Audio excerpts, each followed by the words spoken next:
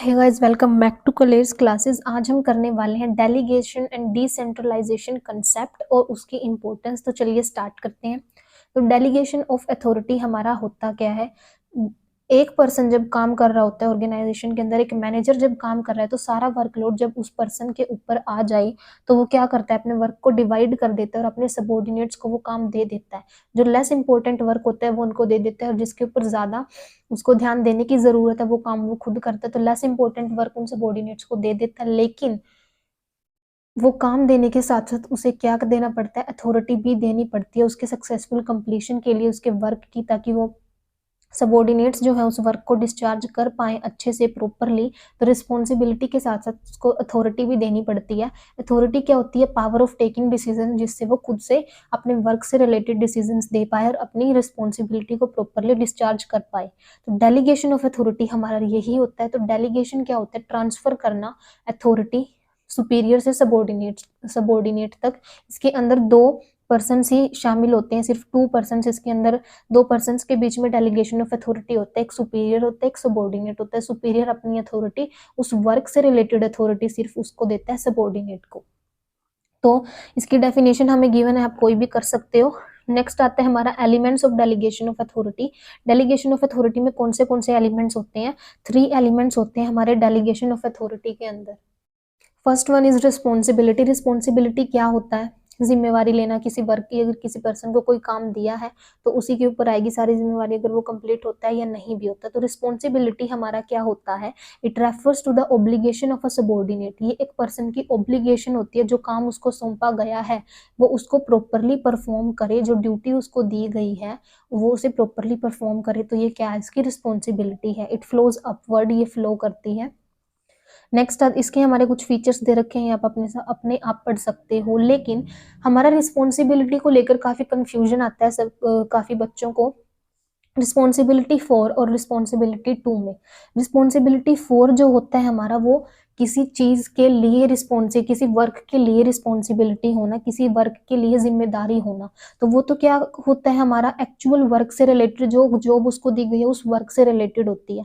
तो ये जो है डेलीगेट हो सकती है। लेकिन जो रिस्पॉन्सिबिलिटी 2 है ये हमारी जस्ट अकाउंटेबिलिटी की तरह होती है। मतलब एक पर्सन की ऑब्लिगेशन, आंसरेबिलिटी की ऑब्लिगेशन की, अगर ये वर्क परफॉर्म नहीं हुआ तो वो आंसरेबल होगा उसके सुपीरियर को। तो रिस्पॉन्सिबिलिटी 2 को अकाउंटेबिलिटी ही हम कह सकते हैं, फिर उसी की तरह ट्रीट कर सकते हैं। तो ये अकाउंटेबिलिटी जो है वो ट्रांसफर नहीं करी जा सकती, लेकिन रिस्पॉन्सिबिलिटी 4 जो है ये ट्रांसफर करी जा सकती है। तो यही मेन डिफरेंस है इन दोनों के बीच में। नेक्स्ट हमारा सेकंड एलिमेंट है किसका? डेलीगेशन ऑफ अथॉरिटी का। अथॉरिटी, तो अथॉरिटी क्या होता है? पावर ऑफ टेकिंग डिसीजन, जिसके अंदर इसमें उनके सबॉर्डिनेट्स को उनके वर्क से रिलेटेड क्या दी जाती है? फ्रीडम दी जाती है डिसीजंस लेने के लिए। नेक्स्ट आते हैं हमारी अकाउंटेबिलिटी। अकाउंटेबिलिटी क्या होता है? आंसरेबिलिटी। आंसरेबिलिटी मतलब जवाब देना। अगर किसी सबॉर्डिनेट ने अपना वर्क अच्छे से कंप्लीट नहीं किया तो वही पर्सन आंसरेबल होगा कि उसका वर्क अच्छे से कंप्लीट क्यों नहीं हुआ, या फिर कॉस्ट ज्यादा क्यों आई उसके वर्क को कंप्लीट होने में। तो आंसरेबिलिटी फाइनल आउटकम को उससे रिलेटेड, जो असाइन करा गया था उसको टास्क, उससे रिलेटेड आंसरेबिलिटी को हम क्या बोलते हैं? अकाउंटेबिलिटी। अभी नेक्स्ट इसके अंदर हमें क्वेश्चन दिया हो कि क्या अकाउंटेबिलिटी डेलीगेट हो सकती है? ये वेरी इंपॉर्टेंट है हमारा टॉपिक। तो अकाउंटेबिलिटी जो है वो डेलीगेट नहीं हो सकती, क्योंकि ये क्या है? आंसरेबिलिटी है। अभी सुपीरियर ने सबॉर्डिनेट को काम दे दिया और उससे रिलेटेड अथॉरिटी भी उसको दे दी, और उस सबॉर्डिनेट ने, जो किसी का सुपीरियर है, उसने आगे फर्दर किसी को वो वर्क जो है असाइन कर दिया। तो अब आंसरेबिलिटी जो किसकी रहेगी? वो उसी सबॉर्डिनेट की रहेगी जिस सबॉर्डिनेट को वर्क दिया था। फर्स्ट वाले सुपीरियर ने जो वर्क दिया था उसे, उसी की रहेगी आंसरेबिलिटी, चाहे जिसको आगे उसने असाइन किया उसने कंप्लीट किया वो, चाहे नहीं किया। लेकिन आंसर कौन देगा? वही सबॉर्डिनेट देगा जिसको सबसे पहले काम दिया गया था, जो उसके अंडर जिस पर्सन को उसने काम असाइन किया वो आंसरेबल नहीं होगा। सिर्फ वही सबॉर्डिनेट आंसरेबल होगा जिसको अपनी फर्स्ट रिस्पॉन्सिबिलिटी उसको दी गई थी। तो अकाउंटेबिलिटी डेलीगेट यहाँ पर नहीं हो सकती है। तो इससे रिलेटेड एक एग्जाम्पल भी हमें दिया हुआ है। Chief manager assigns job. एक चीफ मैनेजर ने डिपार्टमेंटल या जनरल मैनेजर ने डिपार्टमेंटल मैनेजर को क्या असाइन करी? जॉब असाइन करी। हु इन रिटर्न्स उसने अपने सबॉर्डिनेट को असाइन कर दी।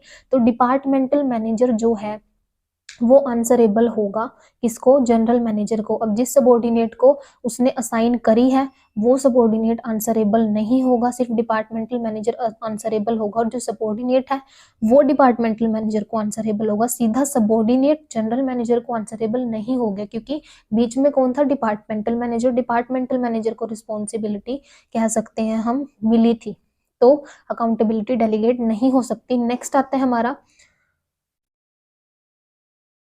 है हमारा process of delegation of authority. तो process of delegation of authority क्या है? सबसे पहले इसके अंदर क्या होता है, रिस्पॉन्सिबिलिटी असाइन करी जाती है, क्योंकि एक सिंगल पर्सन जो है वो सारे के सारे एक्टिविटीज परफॉर्म नहीं कर सकता, उसका वर्कलोड जो है काफी इंक्रीज हो जाता है, तो इसीलिए वो अपना वर्क जो है डिवाइड कर देता है और अपने सबऑर्डिनेट्स को दे देता है। तो सबसे पहले वो रिस्पॉन्सिबिलिटी असाइन करता है उन्हें। Next one is granting authority, उन्हें अथॉरिटी देता है उनके वर्क से रिलेटेड, क्योंकि ये सक्सेसफुल कंप्लीशन के लिए उस वर्क की ये वेरी इंपॉर्टेंट होता है कि अगर किसी पर्सन को रिस्पॉन्सिबिलिटी दी गई है तो उससे रिलेटेड अथॉरिटी भी उसको दी जाए, ताकि वो उससे रिलेटेड डिसीजन ले सके, अपने काम से रिलेटेड अकॉर्डिंगली उसको अपनी रिस्पॉन्सिबिलिटी को डिस्चार्ज कर सके। Third one is fixing accountability. जो लास्ट स्टेप है इस प्रोसेस का, डेलीगेशन के प्रोसेस का, is to hold subordinate accountable for their work performance. तो वर्क परफॉर्मेंस के लिए जो सबऑर्डिनेट है, जिसको रिस्पॉन्सिबिलिटी दी गई थी, वही आंसरेबल होगा उसके सुपीरियर को, अगर काम अपना कंप्लीट नहीं करता वो अच्छे से, जो वर्क उसको असाइन करा गया था। नेक्स्ट आता है हमारे पास importance of delegation of authority. ये भी वेरी इंपॉर्टेंट है कि डेलीगेशन ऑफ अथॉरिटी की जरूरत क्यों है, इसका महत्व क्या है, ये बताया जा रहा है यहाँ पे। तो सबसे पहला पॉइंट है हमारा इफेक्टिव मैनेजमेंट। मैनेजमेंट जो है यहाँ पर इफेक्टिव होती है, वो कैसे होती है? तो by empowering the subordinates the managers are able to function more efficiently as they get sufficient time. अभी जो वर्क है मैनेजर का वो डिवाइड कर दिया गया है। मैंने आपको बताया था कि जो लेस इंपॉर्टेंट वर्क होता है, जिसके ऊपर इतना ध्यान नहीं देना होता है, वो वर्क वो क्या कर देता है, डिवाइड कर देता है सबऑर्डिनेट्स में, ठीक है। लेकिन जो मोस्ट इंपॉर्टेंट वर्क है, जो की वर्क हम बोल सकते हैं ऑर्गेनाइजेशन के ऑब्जेक्टिव को अचीव करने के लिए मोस्ट इंपॉर्टेंट है, उस वर्क वो वर्क जो है मैनेजर करता है। तो वो वर्क डिवाइड करके वो क्या है, मैनेजर के पास क्या है, सफिशिएंट टाइम रहता है कि वो फोकस कर सकता है की एरियाज पे, इंपॉर्टेंट इश्यूज पे, इसीलिए मैनेजमेंट जो है इफेक्टिव हो जाती है। Next one is employ development. Employ development कैसे होती है? जो मेंटल ग्रोथ होती है एक पर्सन की, takes place only when he has the authority to take decision. Mental growth कब होगी पर्सन की? जब वो डिसीजंस ले पाएगा, उन्हें इम्प्लीमेंट करेगा, तभी तो उसकी मेंटल ग्रोथ हो पाएगी। तो जो प्रोसेस है डेलीगेशन ऑफ अथॉरिटीज का, provide the authority to take decision by the subordinate. तो जो डेलीगेशन ऑफ अथॉरिटी का प्रोसेस है, वो अथॉरिटी प्रोवाइड करता है डिसीजंस लेने की सबऑर्डिनेट को, और जो अथॉरिटी उनके पास होती है, तो मैनेजर जो है डिसीजन ले पाता है कंटिंजेंट टू द सिचुएशंस के accordingly. As a result in future they become more able to take extra responsibility, और वो कैपेबल हो जाएंगे सबऑर्डिनेट्स ऐसे डिसीजन लेके, उन्हें इंप्लीमेंट करके वो क्या हो जाएंगे, ज्यादा कैपेबल हो जाएंगे एक्स्ट्रा रिस्पॉन्सिबिलिटी को लेने के लिए। इसी के साथ हम करते हैं आज की वीडियो को। And if you like my videos, please like, share and subscribe.